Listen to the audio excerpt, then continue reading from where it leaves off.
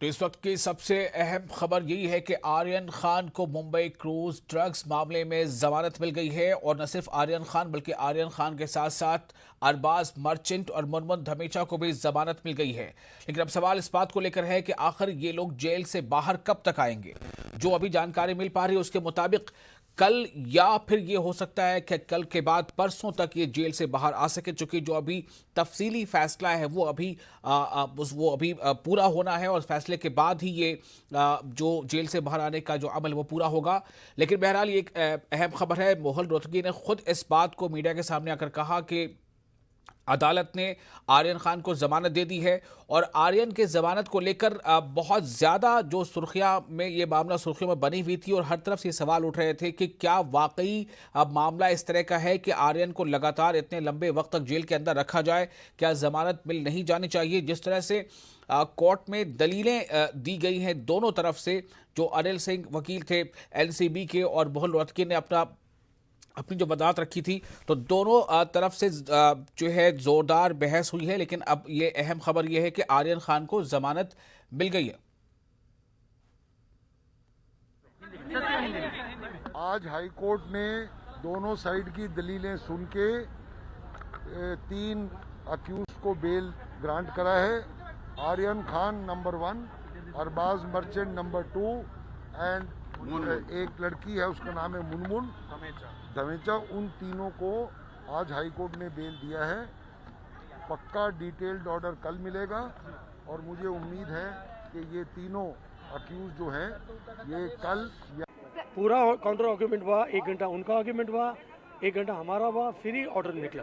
Sir आज क्या अचानक अदालत ने आदेश दिया, क्या हुआ था सर? सारे सबमिशंस बराबर हो गए हैं, पूरा प्रोसीजर के अनुसार ही पूरा ऑर्डर हो गया, सबकी सुनवाई बराबर से हो गई and all have been given proper say and proper argument has been taken care of and everything has been okay. कब तक निकल पाएंगे? बहुत दिनों नहीं, बहुत मिनटों से इंतजार कर रहे थे। 34,560 मिनट्स, इतने दिन से मेरे बच्चे अंदर है, मेरा बच्चा अंदर है, आर्यन भी मेरे बच्चे जैसा है। तो 34,560, my missus was counting the minutes, not days. So you should remember the agony of these people. These children have been traumatized. Jail में जाना ट्रॉमेटिज्म है। आज कोर्ट ने तीनों का सुनवाई करके 3 दिन के लिए तीनों को बेल दी है। आर्यन खान, अरबाज और मोनमोन। बाकी लोगों को जो भी अप्लाई करेंगे उनका डिसाइड बाद में हो जाएगा। लेकिन ये तीनों ने कोर्ट के सामने अर्ज की थी, तीनों छूट गए हैं। ये तीनों बाहर कब आएंगे सर? ग्राउंड जो भी है कल साहब दे देंगे, उसके बाद हम आपको कॉपी डिस्ट्रीब्यूट कर देंगे। और जब तक ऑर्डर हाई कोर्ट से नहीं निकलती है वो जेल से नहीं निकलेंगे। इसीलिए हम आपको सबसे शांति से प्रार्थना है कि तब तक आप प्लीज वेट कीजिए। We're very happy. Principles of liberty have been upheld. Very glad that the High Court has reinstated those principles. We'll have to wait for the order to be uploaded, and therefore, which is unlikely that will happen today. Unlikely because it's already 5 o'clock. So I doubt. Sir, any conditions? Yes, there are conditions that he should not travel out of Bombay without intimating NCB. He should not travel outside India without the permission of the court. They should not tamper with the witnesses.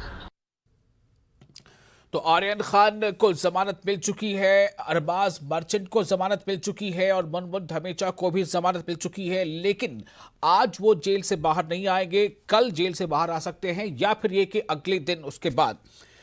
Amit हमारे साथ जुड़ चुके हैं phone line पर, हमारे नुमाइंदे मुंबई से। अमित, काफी ऐसा लग रहा था कि आज भी शायद ये मामला जो है इस पर फैसला नहीं आ पाएगा, लेकिन फिर फैसला आ गया।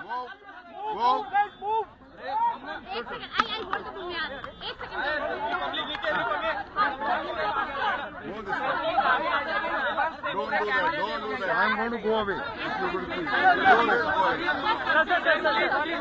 Behave yourself. Sit down. All of you sit down. Sit down. Sit down.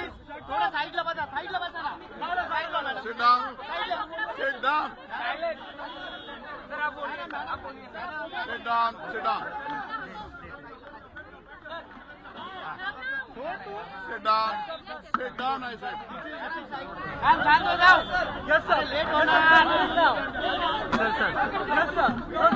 The court has granted bail to all the three petitioners, Aryan Khan, Munmun and Arbaz Khan.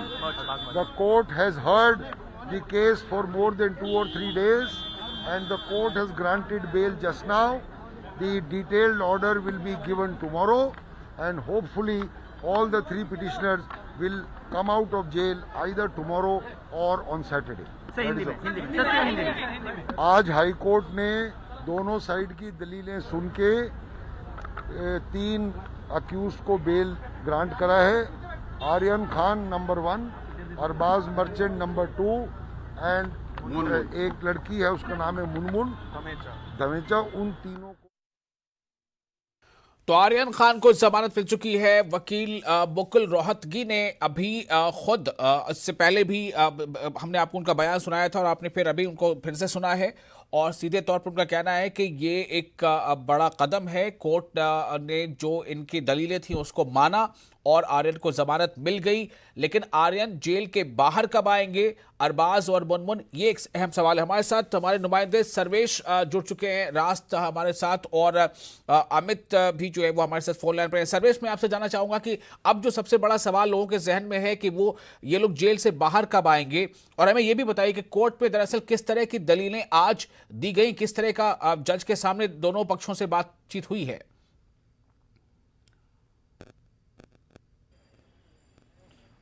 देखिए विशाल जी, कोर्ट में जो भी दलीलें आज रखी गई थी वो इसके पहले भी मुकुल रोहतगी ने और साथ ही जितने वकील हैं आर्यन के, अरबाज के, मुनमुन के, उन्होंने पहले भी ये सारी दलीलें रखी हुई थी और आज उन्हीं दलीलों को एसजी के सामने उन्होंने दोबारा रखा और उन दलीलों के आगे आज कोर्ट को आखिरकार जो कानूनी प्रक्रिया होती है उस कानूनी प्रक्रिया के तहत तीनों को जमानत देनी पड़ी। और इन दलीलों में साफ तौर से जो कहा गया था कि आर्यन के पास किसी भी तरह की ड्रग्स की बरामदी नहीं की गई थी और जिन लोगों की बात अन्य लोगों की जा रही है वो उनको नहीं जानते हैं। कुल मिला कर आज जमानत दे दी गई है। रही बात कि वो जेल से बाहर कब आएंगे, तो भाईकला की जो महिला जेल है वहाँ पे मुनमुन हैं और अरबाज और साथ ही आर्यन जो है वो ऑथोड जेल में है। अब जो कोर्ट के मुंबई हाईकोर्ट के जो ऑर्डर की कॉपी होगी जेल से बाहर आने की, वो कॉपी आज रात रिलीज होना तो मुश्किल लग रहा है, लेकिन कल मॉर्निंग में हो सकता है कि ऑर्डर की कॉपी 11 बजे के बाद रिलीज हो और कल वो बाहर आ सकें।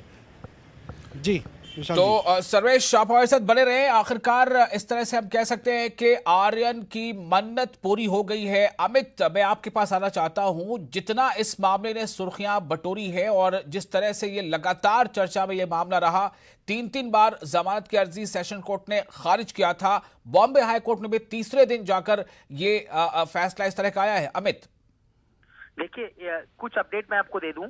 अभी नवाब मलिक ने एक ट्वीट किया है, पिक्चर अभी बाकी है मेरे दोस्त, यानी समीर वानखेड़े को लेकर भी एक नया ट्वीट आया है, पिक्चर अभी बाकी है मेरे दोस्त। जिस तरह से जमानत मिली, अब इसके आगे भी जो है बहुत सारी कार्रवाइयां जो है वो होंगी। दूसरी बात मैं आपको अहम जानकारी दे दूं, कुछ कंडीशन जो इस बेल की रखी गई है। पहली कंडीशन ये है कि ये ऐसा कोई काम नहीं करेंगे, जिस तरह का मामला इनके ऊपर दर्ज है एनडीपीएस एक्ट के तहत, ऐसा भविष्य में ये कोई काम नहीं करेंगे। दूसरा, ये यहाँ पे कंडीशन रखी गई कि ये अपने को एक्यूज से जो है किसी भी प्रकार का बातचीत नहीं करेंगे, डायरेक्टली और इनडायरेक्टली जो है किसी भी एक्टिविटी में उनके साथ शामिल नहीं होंगे। तीसरी यहाँ पे ये रखा गया है कि आप जो है एनडीपीएस एक्ट के तहत कोई भी जो ऐसा काम नहीं करेंगे जो स्पेशल कोर्ट के ऑर्डर के खिलाफ जाए। चौथी चीज ये कही गई है यहाँ पर कि आप खुद या किसी के थ्रू किसी भी विटनेस को आप जो है यहाँ पर उससे छेड़छाड़ नहीं करेंगे, किसी सबूतों से छेड़छाड़ नहीं करेंगे, ना ही इन्फ्लुएंस करेंगे विटनेस को। पांचवा ये दिया गया है कि आपको जो है अपना पासपोर्ट जो है वो सरेंडर करना पड़ेगा स्पेशल कोर्ट में जो है इमीडिएटली। छठा ये दिया गया है कि एक्यूज जो है वो किसी भी प्रकार का इस केस से संबंधित स्टेटमेंट जो है प्रिंट मीडिया या इलेक्ट्रॉनिक मीडिया में नहीं देगा।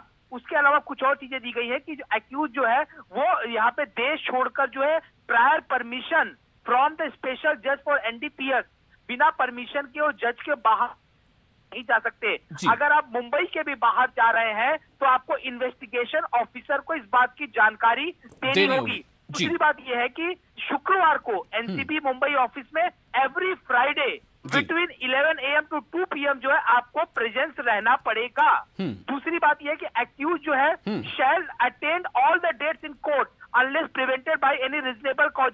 आपको हर हियरिंग में जो है आना पड़ेगा अनटिल अनलेस जो है कोई बड़ी चीज ना हो जाए, कोई बड़ा रीजन ना हो जाए। अगर रीजन कुछ होता भी है तो उसके बारे में आपको कोर्ट को जानकारी जो है देनी पड़ेगी। उसके अलावा ये दिया गया है आपको इन्वेस्टिगेशन में जो है हमेशा जो है पार्ट लेना पड़ेगा और अपना पूरा सहयोग जो है देना पड़ेगा। जब जब एनसीबी आपको बुलाएगी तब तब जो है आपको आना पड़ेगा। और एक बार जब ट्रायल शुरू होता है तो the accused shall not in any manner try to delay the trial, यानी इनकी वजह से जो है किसी भी प्रकार का डिले नहीं होना चाहिए और हर ट्रायल में आपको मौजूद जो है रहना पड़ेगा। तो ये कुछ कंडीशन है जिस कंडीशन के तहत जो है इन तीनों को जमानत दी गई है। जी अमित, बिल्कुल जो आप बातें कह रहे हैं इनमें से अक्सर जमानत के मामले में इस तरह की शर्तें लागू होती हैं और ये कानून का पालन करना होता है।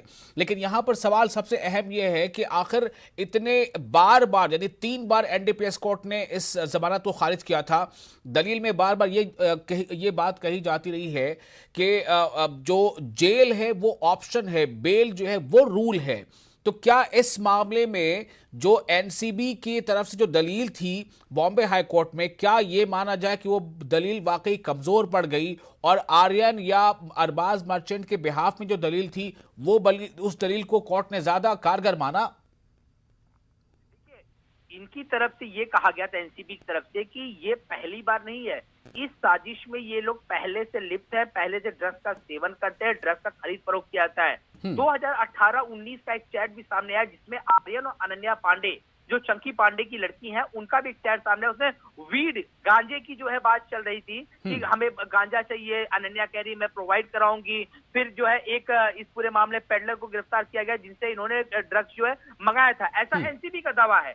ये जो सारे चैट्स हैं, सारे जो इलेक्ट्रॉनिक एविडेंस हैं और ये कहना कि ये लोग पिछले कई सालों से इस खरीद फरोख्त में और ड्रग्स के कारोबार में जो लिप्त हैं, ड्रग्स का सेवन कर रहे हैं, लोगों को आदान प्रदान करवाते हैं, तो ये जो षड्यंत्र की धारा जोड़ी गई इसी चीज को जो है यहाँ पे नकारा गया। इनका साफ तौर पे कहना है कि 23 साल का लड़का है ये आर्यन खान और जो दूसरे भी लोग पकड़े गए वो भी यंग है इस पूरे मामले में। तो ऐसा कौन सा आधार है, साजिश है। और दूसरी बात बताओ, जब 2 तारीख को इनको गिरफ्तार किया गया, 3 तारीख को जो पंचनामा किया गया उस पंचनामे में, पहले पंचनामे में कहीं भी साजिश का जिक्र नहीं था। तो अचानक जो है ये साजिश कैसे आ गई और साजिश का आधार क्या हुआ? WhatsApp chat, electronic evidence. तो इस पे ये कहना था यहाँ ये 24 घंटे तक मोबाइल आपने जब्त कर लिया, उसके बाद आपने मोबाइल जो है ऑन रिकॉर्ड जो अपने पंचनामे में दिखाया, तो 24 घंटे तक तो छेड़छाड़ भी एनसीबी कर सकती है। और जिस तरह से हमने देखा कि जो उनके इंडिपेंडेंस विटनेस थे, जो पंच थे, जिस तरह से प्रभाकर शाइल ने खुलासा किया कि 25 करोड़ की लेन देन का मामला है, 8 करोड़ रुपए समीर वानखेड़े वहां पहुंचने चाहिए, तो ये जो सारा मामला है उसके बाद एक और पंच ने जब अपनी बातें कही तो ये सारी बातों को जो है आधार रखा गया। अमित, आपको रोकना चाहूंगा, नवाब मलिक का बयान सुनाते हैं। एनडीपीएस के स्पेशल कोर्ट ने जमानत दी थी। जिस तरह का फर्जी मामला बनाया गया, पहले ही एस्प्लेनेड कोर्ट में उनकी जमानत हो सकती थी, लेकिन हमेशा एनसीबी के वकीलों के जरिए एनसीबी अपनी भूमिका बदलते रहती है। प्रयास रहता है कि लोगों को ज़्यादा दिन जेल में कैसे रखा जाए, लोगों के मन में डर कैसा पैदा किया जाए। हमें लगता है कि आज जमानत हो गई। जिन लोगों पे ये मामला बनाया गया है ये फर्जी है, न्यायालय में जाएंगे, जो एविडेंस है हम उनको देंगे, ये मामला न्यायालय से क्वैश हो जाएगा। लेकिन योगायोग है आज कि जो अधिकारी ने इन लड़कों को जेल में डाला था, आज वही डर के मारे हाई कोर्ट में गया कि ये पूरी जो जांच महाराष्ट्र की पुलिस मुंबई की कर रही है, इसे सीबीआई या एनआईए के तरफ ट्रांसफ़र किया जाए। और मुंबई पुलिस ने कहा कि गिरफ्तार करने से पहले इनको 72 घंटे की नोटिस दी जाएगी। जेल में डालने वाला आज जेल में जाने से डरने लगा। हमें लगता है जो फर्जीवाड़ा इन्होंने किया है खुल के सामने आने लगा है। कुछ दिन पहले पुलिस के पास गए थे कि मुझे फंसाया जाएगा, उससे पहले मुंबई कमिश्नर को उन्होंने लिखा था कि मुझे बॉडीगार्ड दिया जाए, प्रोटेक्शन दिया जाए। ऐसा क्या हो गया कि 1 हफ्ते के भीतर जिस पुलिस से वो प्रोटेक्शन मांग रहे थे उसी से उनको अब डर लगने लगा है। हमें लगता है फर्जीवाड़ा जिस तरह से सामने आ रहा है, उन्होंने जो करतूत किए हैं उसी का डर उनको सताने लगा है।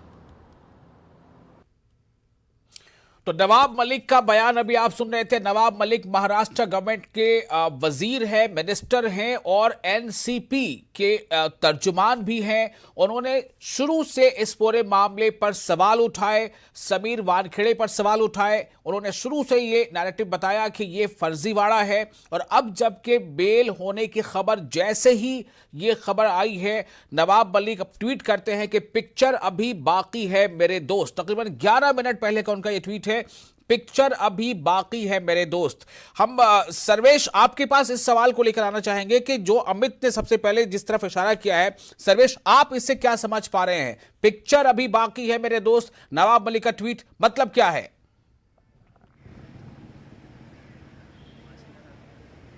देखिए 2 अक्टूबर से इस कहानी की शुरुआत हुई थी, जब क्रूज़ पर रेड की गई थी। देर शाम 7 से 7:30 के बजे खबर आना शुरू हो गई थी कि एक बड़े अभिनेता का बेटा एक क्रूज़ रेड में ड्रग्स को लेकर पकड़ा गया है। वहाँ पे एक रेव पार्टी हो रही थी, लेकिन जिस तरह से पूरा मामले 2 अक्टूबर से शुरुआत हुआ, 3 अक्टूबर की सुबह आर्यन का नाम सामने आया, उसके बाद 20 लोगों की गिरफ्तारियाँ की गई, 11 लोगों को पंच बनाया गया। उसके बाद अचानक से एक दिन नवाब मलिक, जो अल्पसंख्यक महाराष्ट्र के विभाग के मंत्री हैं, साथ ही एनसीपी के राष्ट्रीय प्रवक्ता भी हैं, जिस तरह से उन्होंने प्रेस कॉन्फ्रेंस ली थी, यहाँ पे मैं बताना चाहूँगी उनका वो जिस आत्मविश्वास से बयान दिया था उन्होंने, और ऑफ द रिकॉर्ड भी कुछ बातें सामने आई थी कि इस पूरे मामले को लेकर एनसीबी की जो पूरी कार्रवाई हो रही है, कहीं न कहीं बहुत बड़ी गड़बड़ी है, बहुत बड़ा इसमें खेल रचा गया है। हालांकि हमने बहुत जानने की उस समय कोशिश की थी, लेकिन पुख्ता तौर पर नहीं बताया गया था।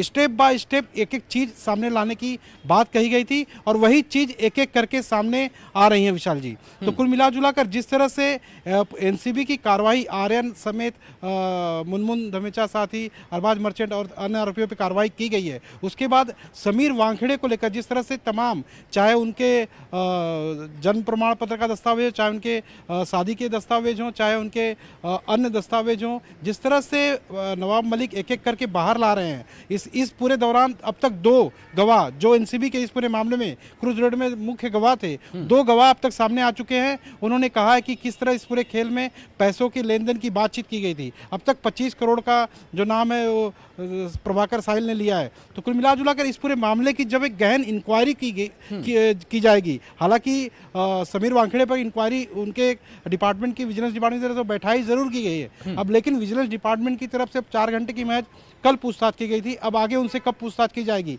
अभी तक वो इसी मामले के अधिकारी हैं, पूरे इसी मामले की इंक्वायरी में अभी तक वही अधिकारी हैं, उन्हें इस मामले से हटाया नहीं गया है। तो कुल मिला जुला कर अब मुंबई पुलिस में भी अलग अलग मामले उनके खिलाफ दर्ज किए गए हैं, 4 अधिकारियों की नियुक्त किया गया है। तो ये जांच कहां पर, मुंबई पुलिस की जांच कहां पर जाकर खत्म होगी, विजिलेंस की डिपार्टमेंट की जांच कहां जाकर खत्म होगी, उसकी रिपोर्ट क्या आएगी, तो उस रिपोर्ट के आधार पर, हालांकि जिस तरह से आज समीर वानखेड़े मुंबई हाईकोर्ट आए थे और अपने को असुरक्षित बता रहे थे कि उन्हें कभी भी गिरफ्तार किया जा सकता है, तो उनकी तरफ से जो उनके वकील हैं अतुल नंदा, उन्होंने पक्ष रखा। तो उसके बाद मुंबई हाईकोर्ट से महाराष्ट्र गवर्नमेंट को आदेश तक दिया गया कि अगर इस तरह की कोई भी एक्टिविटी होती है तो उन्हें 3 दिन पहले, यानी कि 72 आवर्स पहले सूचित किया जाए। हालांकि सेंट्रल गवर्नमेंट और स्टेट गवर्नमेंट के बीच जो एक नियम की जो कड़ी है, उस कड़ी को भी यहाँ पर ध्यान रखना होगा। तो कुल मिला जुला कर अभी ये खेल खत्म नहीं हुआ है, अभी पिक्चर में काफी बाकी है, पिक्चर अभी बाकी है। तो मैं अपने नाज़रीन से भी कहूंगा कि पिक्चर अभी बाकी है। छोटा सा ब्रेक, जल्द हाजिर होते हैं।